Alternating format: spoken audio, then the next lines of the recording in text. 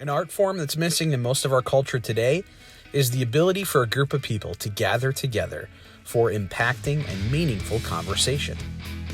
Conversations where we talk about our hopes, our dreams, our fears, our failures, and maybe even our issues. Throughout my entire life, it was the people that made safety a priority. Those people that allowed me to be me, that helped these conversations to be life-changing.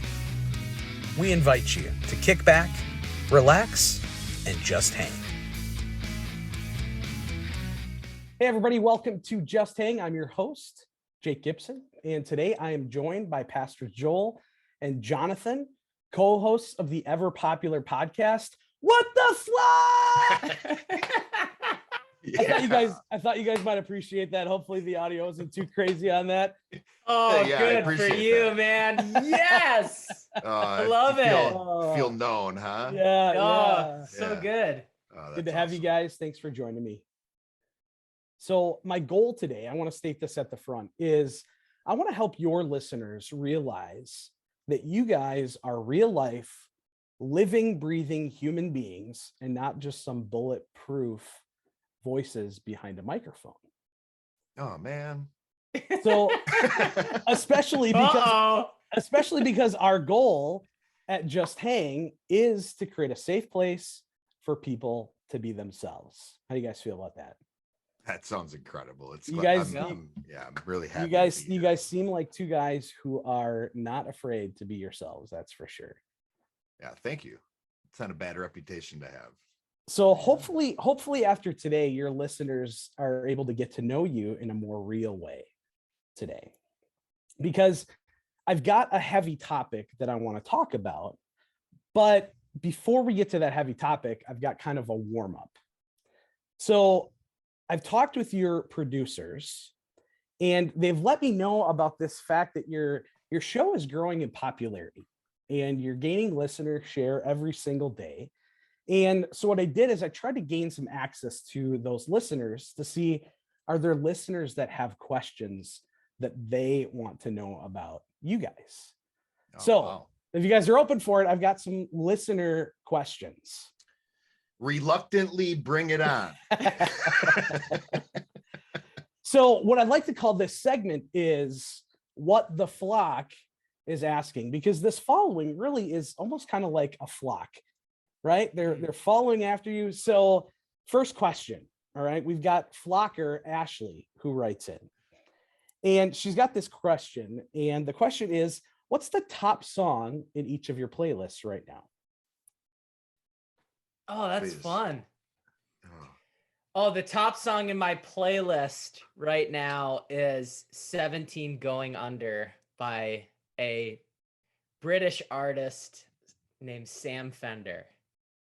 So he's like in his mid 20s, and he is from like Northern England and is massive over in the UK. And have either of you heard about Sam Fender? I have not. No. And that's where it's like, man, we're just across the pond and he's blowing up over there. And man, he's like, people have said he's like an English Bruce Springsteen. So, wow. What would you? So Bruce Springsteen, kind of that rock. Exactly. Genre. Yeah. Bruce Springsteen meets, like the Killers, meets the Strokes, like all of that. It's nice. Pretty cool. I am gonna write that down. That is gonna be a download. 17 awesome. Going Under. The whole album. 17 Going Under. Nice. Fabulous. Yeah. All right, so this is tough for me because my answer, if I'm being accurate here, would be some audiobook. Because I tend to listen to audiobooks way more than I do music. But the answer I'd have to give would be All My Life by the Foo Fighters. And that's purely because when I exercise, there's times where the exercises are strenuous enough where I'm distracted from listening to an audiobook. And that is a song that I can listen to and it actually makes me real pumped and excited. So it's more, for me, it's like this song that I get exhorted by. And nice. I love the Foo Fighters, and Dave Grohl's a big, Jonathan's a big fan of Dave Grohl as well. And I definitely am a fan. So that would be my number one song that I like, that probably the most recent song I listened to on my phone. Yeah. Nice. I have a Dave Grohl dream probably every month. Yeah. I'm a big Dave Grohl fan. Yeah. Obviously, if you want to know something about me, I dream about Dave Grohl. Yeah, and seriously, and I listened to his recent audiobook. Talk about being an audiobook listener. I listened to it late last year too. So yeah. Wow. That's what's on my playlist. This is golden for your listeners. I'm telling you guys. Yeah. So I know that you guys are super busy guys, but when you get a free moment, what is it that you guys like to do to blow off a little steam? Oh, I'm a big reader. That is the thing. I mean, this, Jake and Jonathan, you guys both have heard me complain this year about my biggest complaint this year has been, I'm so busy. I haven't had enough time to read, which is great. The things I'm busy with are just like incredible things that are priority over reading and are giving me energy. But I'm a big reader and I love reading, but I don't know if that's necessarily blowing off steam. It is definitely one of my favorite hobbies. But if I was like the answer of like, what would I do to blow off some steam, to get some energy, to maybe like get rid of some of the tension that I'm feeling and in a healthy way, is hanging out with my son, 14-year-old Jack. He's my favorite person in the world. And one of our new in the last year or two favorite things to do together is to go out on a food adventure and go trying out new restaurants and stuff. And it has been just so much fun. And it is the blowing off steam pinnacle of things for me to do. Awesome. What do I like to do to blow off steam? I mean, definitely hanging out with people, and like I've really learned that it's okay to just let my dark thoughts just absolutely rip. Like there's nothing better than just being able to call someone up and go, listen, please don't hold me to any of the words that I'm about to say. So here it comes. And then just go off about all of the things that are ticking me off. And then I would say another thing that really blows off a lot of steam for me is playing drums. Oh man. So I just, I just recently started a band with Pastor Simon and the associate pastor of my church, and then Ben, who plays on the worship team with me. And we actually started a band together. And man, I got to tell you, like, I forgot how cathartic it is to just rip some drums. And in the band, I get to sing vocals. I'm the lead singer and drummer at the same time. So it's like it's a lot of pain with my words that I get to get out, and then also playing drums at the same time. So, conversations in music. If I could always go to play, and write music, if I was angry, I would, but it doesn't always work. To blow off steam, like I need to be in actually a pretty healthy spot to create and write music. Did you have your hand raised, Pastor Joel? Yeah, I saw that hand. I kind of wanted to change my answer, because one of the things I love to do to blow off steam is to listen to Pastor Jonathan rant. It gives you a good chuckle, doesn't it? It's awesome, and he can actually feel it. He's like, "You're loving this." He'll call me and he'll do one of his rants, which I love. It's an honor to be a person that he's able to do that with in a safe way, and that he trusts me enough to be able to hold that for him. And he usually ends the rant by saying, "Man, you're loving this, aren't you?" And it's like, "Oh yeah, I love it. I love it." I've been a part of some of those rants, and it's good medicine. It is. It just allows. And I've seen him drum too. And he is fun to watch drum. He is a very energetic drummer. It's a lot of fun. Yeah. Thanks, guys. Awesome. So a little bit more related to the podcast itself. Listener Maria wants to know, how do you guys go about picking your topics? Well, that's a timely question. We actually just had a strategy meeting with our main producer 2 days ago. And really, so I'll give you kind of a brief overview of what this entire podcast has kind of been like to plan out. Season 1 was a lot of what we like to call standalone episodes. And really at that point, we're trying to figure out what our process is for even doing this. And by the end of the season, we get to this point where it's like, okay, we feel like we know what we have, what we're about, what our process is. And now it's time to start forecasting what's season 2. So season 2 is, let's come up with a theme for the entire season. And let's start in the most basic foundational area, which was God and salvation. Now moving forward, seasons 3 through however many seasons we have, and there will be a definite amount of seasons. Now it's taking that perspective and running it forward. So now what we're doing is each season there's a theme, and the themes are connecting and building on each other. So that's really, it is this fractal experience of like taking a step back, seeing what we have, seeing where we're going, and then coming up with a decision of what's the theme for the season, and then what do we need to do to walk out that theme. So it's been pretty incredible, really effective, and really efficient.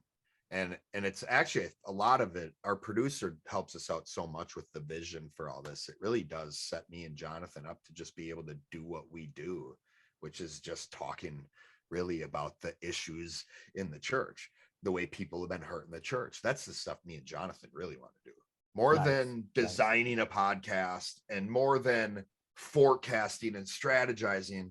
What Jonathan and I want to do is talk about how can we help people who've been hurt by church. So it's been a pretty incredible journey so far. Wow. Sounds like a lot of fun. It sounds like, kudos to your production team for just giving you guys all this ammunition and just press and play and saying go. Yeah. Yeah, man, those meetings are producers. Yeah, absolutely. Those meetings are like fireworks, man. They're like ideas. No, okay, that goes here. Let's put that in that season. Let's do this. And it's like, if someone were to watch that meeting from the outside, they'd be like, what just happened?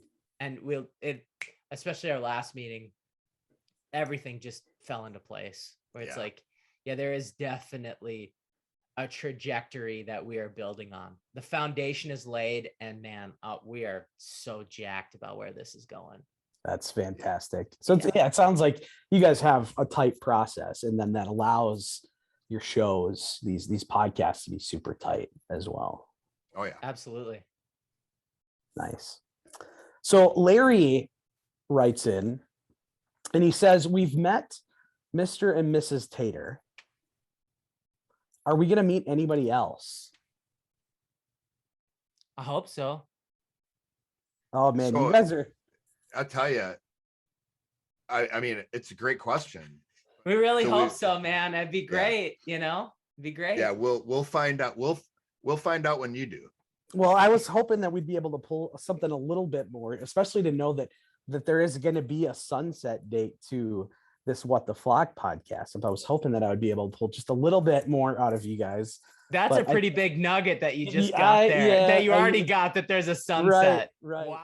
So the focus that your producers gave me when they requested that I spend some time with you guys at Just Hang, the focus they gave was specifically 2 episodes that you guys had regarding faith and sin towards the end of your season 2 run.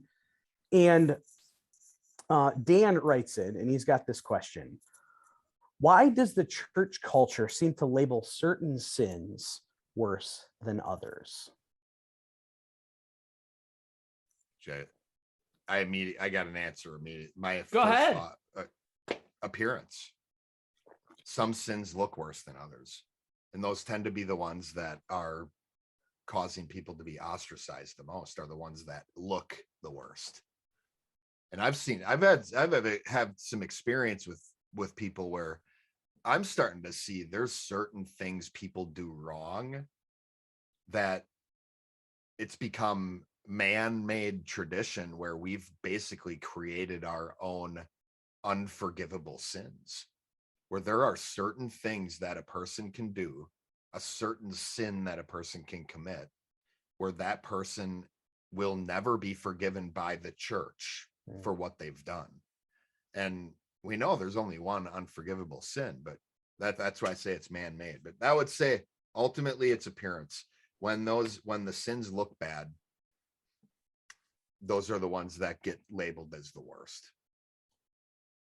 Absolutely. And I would say it's, if something is labeled as a sin, we don't really, I would say those are the most uncomfortable topics to talk about. And sometimes those are the topics that the church doesn't have an answer for. They don't have like the ultimate answer for it. So they got to label it a sin, where it's like, I don't have an answer. So sin, right? That's a sin. I feel uncomfortable by that. And I think a lot of times it's whatever's different and uncomfortable is immediately labeled a sin as well. So, all right. So okay. Yeah. So the worst sins are the ones that the church doesn't have an answer for how to make up for it, and what, or how to help, if there is, or if there is a problem, if there is actually a problem, they don't have an answer for it. So they just go, stop doing it. Yeah. Right. Like, just quit it. Or if it just makes them uncomfortable, then that's a sin. So you guys have talked a lot before about helping people who have been hurt by church before. And I'm assuming that you've helped people who have been hurt in regard to sin that they've committed, maybe answers that the church didn't have. What are some of the experiences that you guys have had regarding that topic? Oh, I mean, there's been a lot of people that I've helped, where, if we were to combine the sin episode with the drinking episode, is drinking a sin? And it's like, well, we need to have a definition for what a sin actually is. And that is where I think a lot of healing gets brought. Is, I have a conversation with someone. There's people at our church community that struggle with they've had alcoholism in their past. So understanding, like our community understanding, well, it would be a sin for them to drink, but it's not a sin for you to drink. Now, do we know that these people are okay with you drinking? Like our members, our leaders? Yes, they are, but it's a sin for them to drink. So I'm saying this has impacted the understanding of sin, has impacted our community, where there are people who struggle with alcoholism around people who are drinking. And we are all settled with what's happening. But then as soon as we know that someone's present who that would hurt them, or that would be a sin, that would be a stumbling block, it would be something that causes them to sin, boom, we shut it all down. And the response is not, you need to stop doing that or else you're in trouble, you're causing someone to stumble. It's everyone's motivated to love in the community. And I've seen that, just that as a small example of all of us, people having different beliefs within Music of Life Church Appleton, and still getting along and loving each other. Because realize that there are people that are in my church that would say that for them drinking is a sin, and other people that go, drinking isn't a sin. Whoa, wow. There's a freaking war that's about to happen. Yeah. Right. That's incredible. But they understand each other. Right. They understand each other, and both sides are focusing on loving each other. So, and that's amazing. Yeah, that goes to the heart of, this aspect of Just Hang, is this safe place. And really that philosophy helps facilitate a group of people coming together to understand each other, not to all be the same, but to be unique and understand each other. That's awesome. Joel, I think you had something you wanted to share. Right. Yeah. I always have something to say. But I mean, I think you nailed it, Pastor Jake. It's and I've experienced this at your church. I experienced it at Music Life Church Appleton with their people, and I'm proud of Music Life Church Kimberly. Is these three communities that we're representing here in this interview are the most merciful and forgiving people I've ever interacted with. So one of the main experiences that I'm glad to be able to say I have when dealing with sin in my own life and in the lives of others is this safety, like you said, is this ability to just admit it, to deal with it, to learn from it, and to move forward. And I think largely it's how we approach it. For instance, the people who have dealt with alcoholism in their past, who are members of Music Life Church Appleton, have gone through the restoration process. When they were brought through the restoration process, their alcoholism wasn't even addressed. Wow. We deal with the thought process, not what is happening, Right. not the behavior.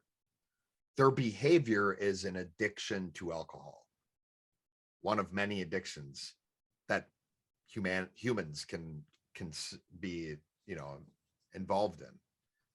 What we do is deal with the thought process, help people understand the right way to get out from under an addiction, which then dissolves any addiction, including alcoholism. So that's why we don't have to even address it.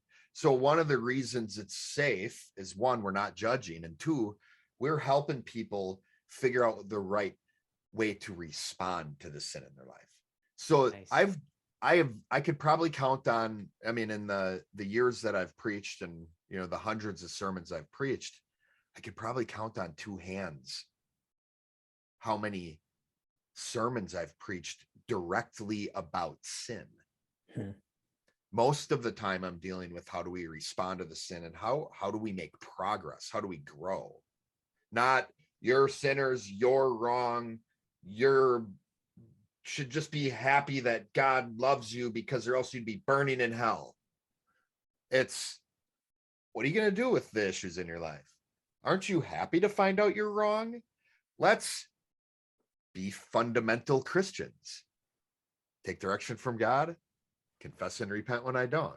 That's what season 2 is all about, right?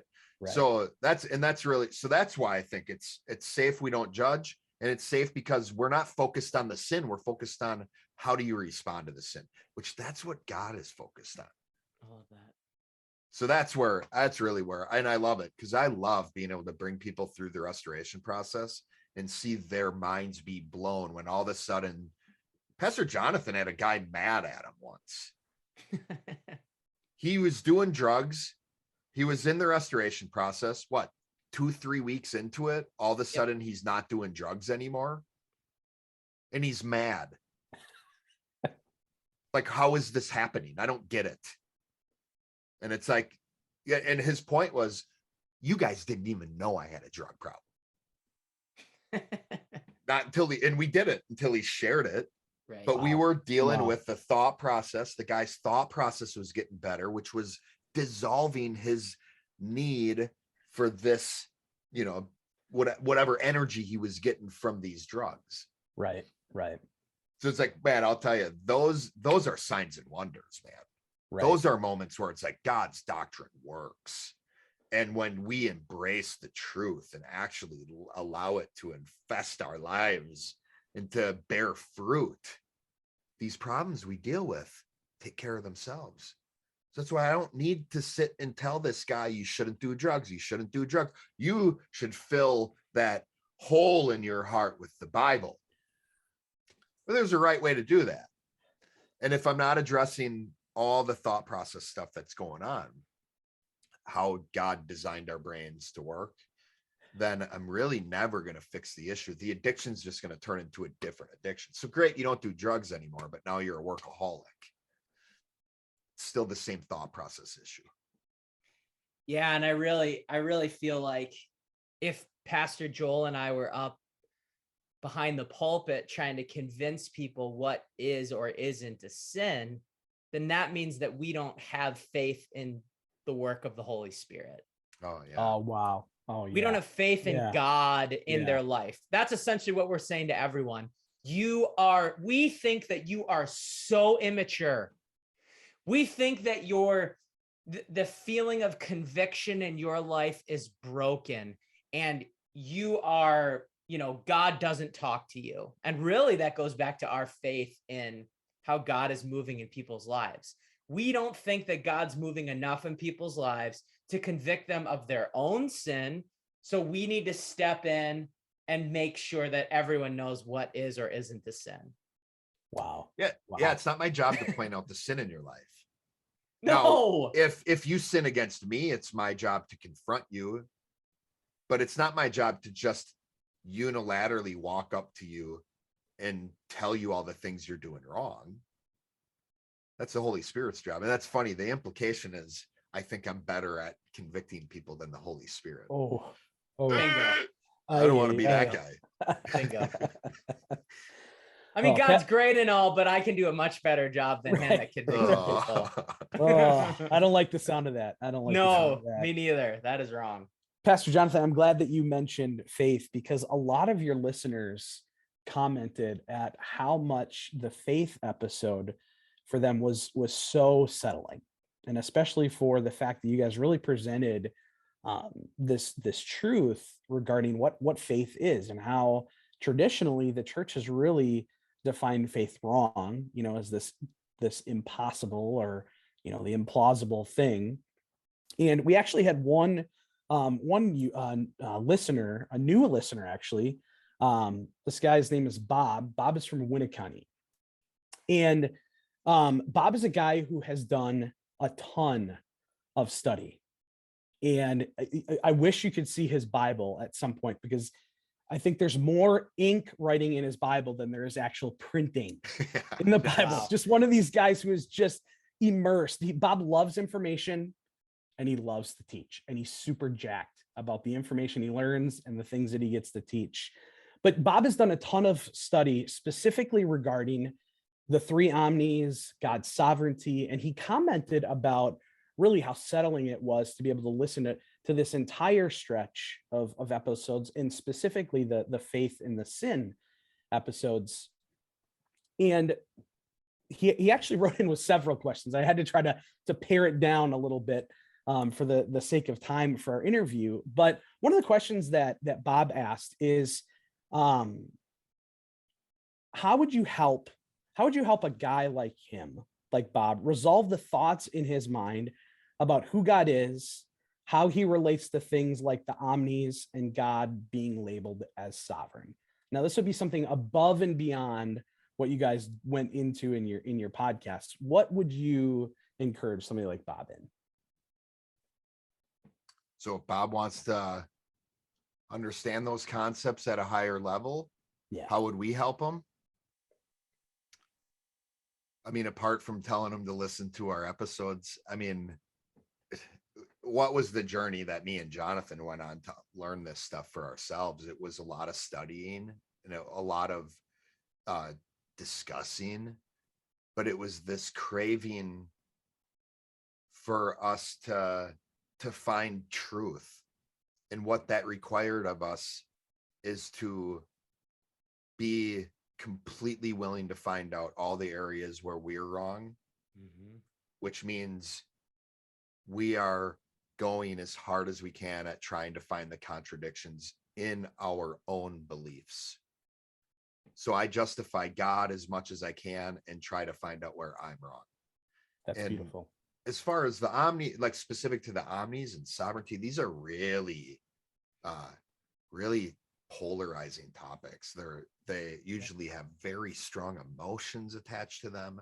These are very deeply held beliefs. So I try to be careful as I can be when I'm interacting with people. So my approach to Bob would be really just trying to give as much control over to him as far as what he wants. Like, how do you want this conversation to go?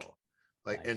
and really what he ought to do, and people like him ought to do, is first determine what you believe and why you believe it. Nice. And support it with something outside of yourself. Meaning it's not just because I feel like it's true. Those are things, when we've discussed these things in our episodes, especially we're kind of, this is season 3 territory now, which is great. It's great stuff, but that's really it. Like, I can't figure out where I'm wrong in a belief until I know what my beliefs are first. So that's really important, is just determining what I believe and why I believe it. And then we'll go from there. Because what that journey will even do, if somebody believes sovereignty, if somebody, let's say the omnis, this is a question I would just love to ask somebody who wanted to talk to me about the omnis, somebody who wholeheartedly believed that the omnis are who God is in his nature.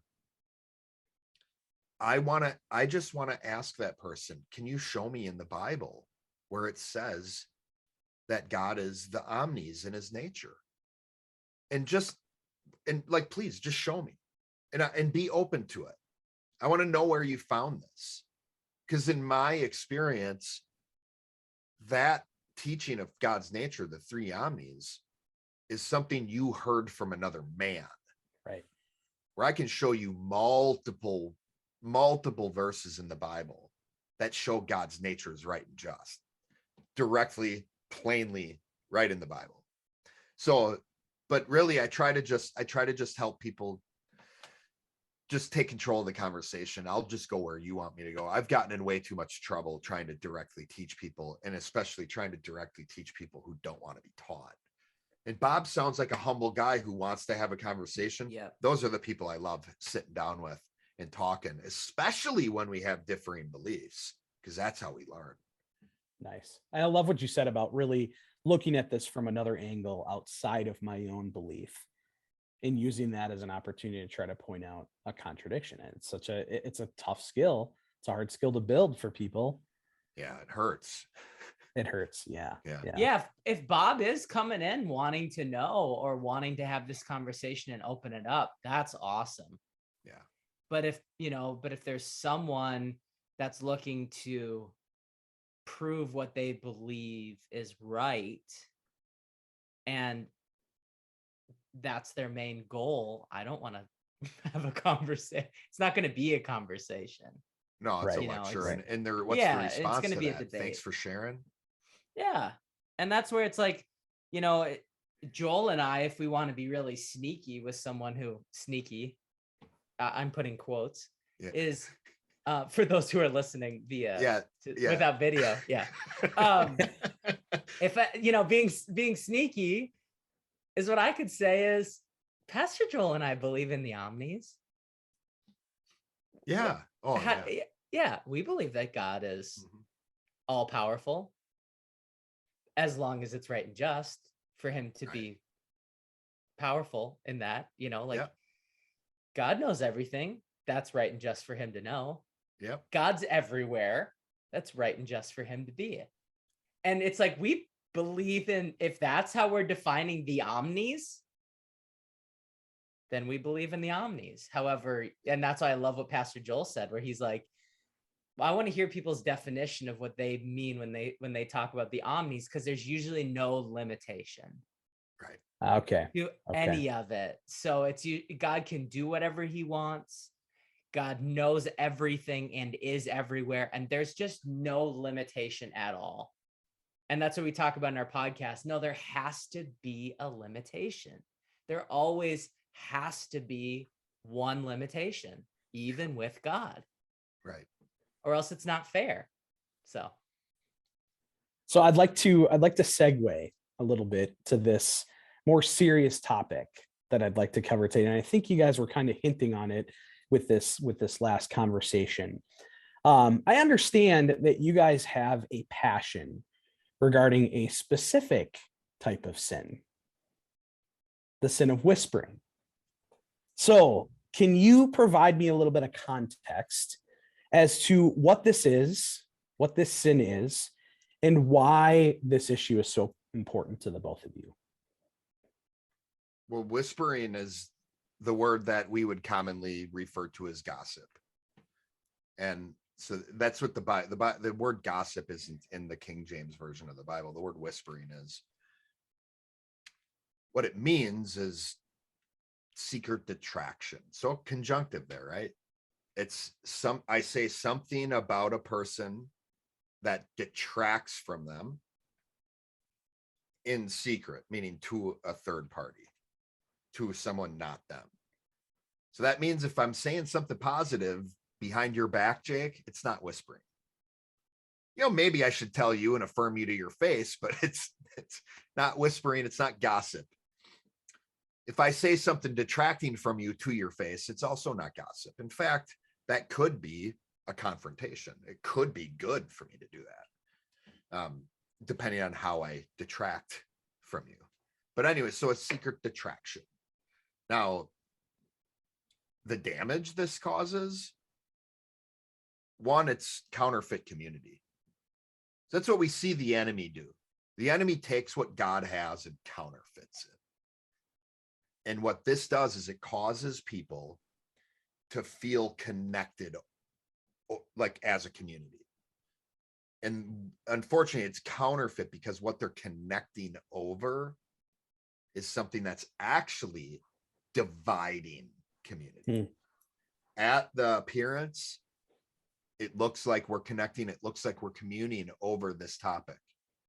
But because it's secret detraction, because it's whispering, it's actually causing discord. So that's really why, that's really what it is. And this damage, and really why I think Jonathan and I are so passionate about it, is because it's just a massive infestation in our area. And we've talked about this in other interviews before too. It's like, this counterfeit community, this secret detraction is enabling destruction. It's enabling people being torn down in their thought process, and it's deceiving people and putting stumbling blocks in the way of people from having access to God's truth. Because people are being sucked into these counterfeit communities. Yep. And because of this mindset of like, well, this is what everybody's talking about, then it must be right, because more people are talking about this thing. It must be true then, right? And yeah, it's just massive deception and very, very destructive. Right. So and that was awesome, Pastor Joel. That's like so many things I completely agree with. One of the only way I think that you can defeat, like Pastor Joel was saying, the truth is to whisper about it and basically discredit the truth. So you have, in our show, we talk about the loose side, we talk about the freedom side, the loose side, we talk about the strict, the limitation side. These two groups of people bond together, like what Pastor Joel is saying, against the truth. Yeah. And that's so this is what Pastor Joel is saying with the counterfeit community. We are all connected together coming against the truth. Yeah. And so the way that we believe it's happening with our church is just the same thing that happened with Christ. Jesus is the way, the truth, and the life. And so the Pharisees and the Sadducees and the Romans and everyone's all getting together to crucify Jesus. Like polar opposites of people are coming together to persecute the truth, which is all the prophets as well. And so that's really the only thing that can happen. And in our day, it's not ethical to murder someone. So instead of them murdering, us, they try to murder our reputation. Wow. And it's just, what it does is it prevents, like, my issue and my heart breaks for all the people that aren't getting truth because of the persecution, that's happening, and they're not going to get it, or they're going to get it a lot longer because of, us being whispered against in our communities. So that's a lot of why we're passionate about it, is because we're so small. Like, Episcopal Life Church is so small. Like, I go, who are we? Yeah. That people are coming against us. It's like, you have your own buildings, you have your own ministries, you have your own communities, you have your own kingdom. Why come against us? We're dogs. We're the smallest termite of a church, yet people are saying, stay away from these people. Wow. Right. Or, yeah, I wouldn't talk to Pastor Joel if I were you. I wouldn't talk to Pastor Jonathan. Or even when someone goes, yeah, there's some things I like about that church, but there's some things I disagree with. Like, why even say that? Right. Where it's Or like like all be careful around that. just be, go, but just be careful. And it's like, ooh, Yeah. all of these slippery, sneaky things. And what would be great is to put someone up on a stand in a court of law and ask them what they mean by that. What do you mean be careful? Right. Right. Right. Why, with your hand on the Bible, did you say be careful to that person? Realize you're under oath. Because Right. we've asked people these questions before. We've asked people, why did you say what you said? What is your belief about this? What is your definition of the omnis? And their response is to say, we don't have to answer your questions. We're not going to answer those questions. Wow. Okie doke. Wow. So I know you guys well, and I know a lot of what you are alluding to and sharing around, but for the benefit of your listeners and to help them really tie this human element to, Joel the man, Jonathan the man, these living, breathing, feeling human beings, how have you guys experienced hurt regarding this sin? Yeah, I've seen people come towards us on the path of getting help and then hear something and then completely walk away. This happened so many times. We actually have there's this pivotal moment in the restoration process where we're thinking, all right, now's the time where we find out if they really want help or not. And a lot of times it's, the person really isn't sure, they're not ready to grow yet. But there's an alarming amount of times where people hit that point where it's like, this is uncomfortable. And I haven't heard anything like this before. And then they do some research, they find all this slander online, and now they have their justification to walk away. Those things hurt me because the reality is I have the truth. My life is amazing. My walk with God gets better every year, up to and including the pandemic we've been living through. At times I have to be reminded we're in a pandemic because my life keeps getting better. My hurt is seeing how all this slander and defamation coming against us is hurting other people. And it's really getting in the way of my ability to minister to these people because of the reputation I've been branded with. But as far as the pain I experience it's usually the pain I feel at all these people who are lost, who could be getting saved, who could be getting discipled, aren't, because all it takes is a Google search and now they have their exact reason why. Stay away from them. Yeah. Before I was married to my wife, she lived in New York City, and she was connected to, before Music of Life Church was a public church, it was a home church. And when her pastor found out that she was getting help from this home church and who she was talking to and what she was learning, she was kicked out of that church. Literally. And then all of her friend group at that church rejected her as well. Don't come around. We're not going to see you anymore. We're not going to hang out with you anymore. And she was essentially excommunicated. Wow. So that hits home pretty hard for me. Yeah. There's families in the church that I know where their son was depressed through high school, suicidal. I had 3 meetings with him and shared with him what helped me, the truth that I believe. And in 3 meetings, he was no longer depressed. And he said to me, he was really mad, because he goes, Jonathan, I am 19 years old and I've been depressed for 4 years. He goes, do you know how long 4 years is for a 19-year-old? Wow.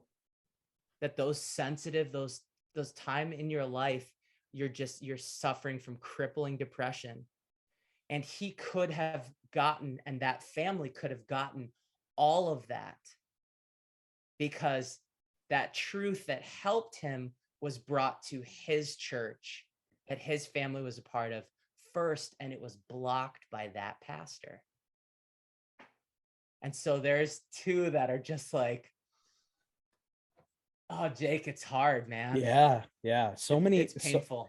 So many feels, and you guys know this well, but for those that are listening along, I have my own experience in meeting you guys, and really you guys taking the time to invest not only into my life, but into my dad's life. I think about my dad, a guy that had a plan to kill himself and thought there was no way out, and gets introduced to a couple of guys who are willing to invest into his life. And in a short amount of time, he's back, flying high, and he's doing well. And even to this point now, where like he's in the best season of his life, and all he wants to do is tell people his story about how God saved his life. And I think what's amazing with your answers is that, you guys have such amazing leader answers, because the pain that you talked about is this pain you've watched other people endure.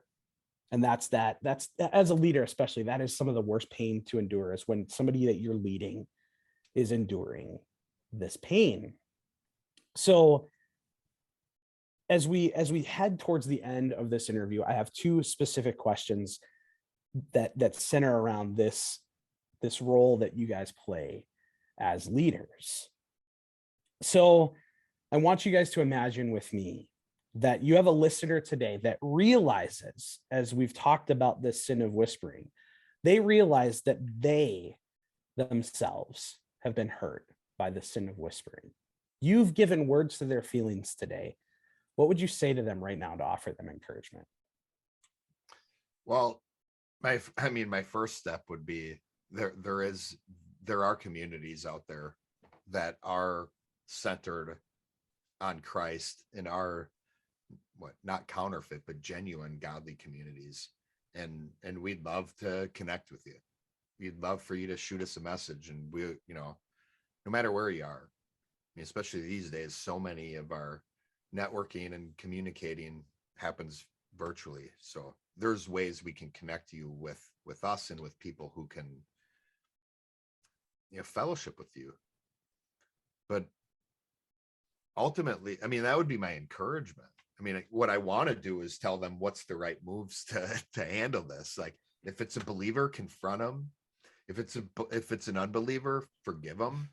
Yeah. And if you're not sure, confront them anyways, and then you'll find out if they're a believer by how they handle it. But if the second encouragement I'd give is, if you handle this well and they continue to slander you and to whisper, then props to you. You're going to get rewarded for it. And and you honestly, you have the opportunity to eventually get to the highest level of spiritual maturity, where you can be exceedingly glad and rejoicing because you're being persecuted like the prophets were and like Jesus Christ was. It's all how we handle those things. So that would be my encouragement. You're not alone. We're here for you. Right. Yeah, it sounds so it sounds so in jest, but those words are so real. Yeah. My encouragement for someone who's dealing with whispering, I'd want to know, like, this is not encouraging, but maybe it is. I would say that really sucks. That sucks. Like, yeah. I absolutely know how that feels. And that's a terrible feeling, to feel that way. I would say the same thing as Pastor Joel. I would want to know why they're being whispered about. Right. What are people, what do you know? Like, what are they saying? I would want to help them, because here's the thing too, Jake, that's really challenging about whispering, is that it can affect you as a person and cause you to believe the lies that are being told about you. Mhm. Because there's so many people that are gaining steam. And that's what happens usually with whispering, is it's so successful that it gets other people on board. So I'd want to know like what's being said or what they've heard that's being said about them, and to help them really understand what the truth is that is trying to be snuffed out by the lie that's being said. Because that's us. So we believe that what we're sharing is God's truth. It's his, it's not ours. We're sharing it. So the way to snuff it out is to be a heretic. Honestly, there's been some times where I go, am I a heretic? Wow. Like, I really need to consider this in the path that I'm on.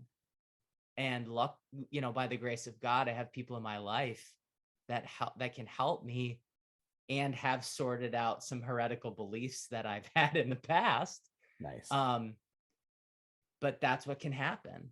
So I just wholeheartedly agree with Pastor Joel, where it's this, finding a community. If you've been whispered about, I know 3 communities that have that have countless people that have experienced the same thing. You're going to feel right at home. Wow. But yeah, it's not anything that someone has to deal with. And Pastor Joel nailed it. What greater encouragement is there than Jesus saying, if you're persecuted for his name, great is your reward. Wow. Yeah. Wow. So on the other side of the coin, what about that person that's listening right now and they realize they're being squeezed? They are guilty of this sin. What advice do you have for them? Confession and repentance. There you go. Yeah. And if it's about us or if it's about that person, go and talk to them. Yeah. Just go. You might not have your words right. You might not, if you need to get your words right, like talk to us and we'll help you. Oh yeah. That's go good. to them. But even if your words are wrong, and you're it's not exactly sorted out, to go, I just feel like I wronged you. I said these things, and even if it is, I'm sorry or whatever, it's like making progress towards saying things to people's faces that you don't like, or keeping your mouth shut is great. So that's what I would say, is if you feel squeezed about that, if you feel squeezed about us, come talk to us. That's all we've wanted. Like, it's so refreshing to have Pastor Richard Tater call us up and tell us how wrong he thinks we are. Yeah. I love, please, I'll take that every day, versus someone going around like behind our backs to say to someone else, I don't like what you have to say. Just tell me. Like, the greatest friends in my life, the best friends I have, are the ones that I tell them to their face where I think they're wrong. Wow. Right. Wow. You guys have been an amazing set of guests tonight on this show. And I think what this all culminates to, as leaders, as men, as real living, breathing human beings, is that you guys want to just hang. Yeah. Yeah. I appreciate your time. Thank you so much. Enjoy the rest of your evening, guys. Thank you, Pastor Jake. This was great. Thanks, man. This has been Just Hang. Have a great night, everybody.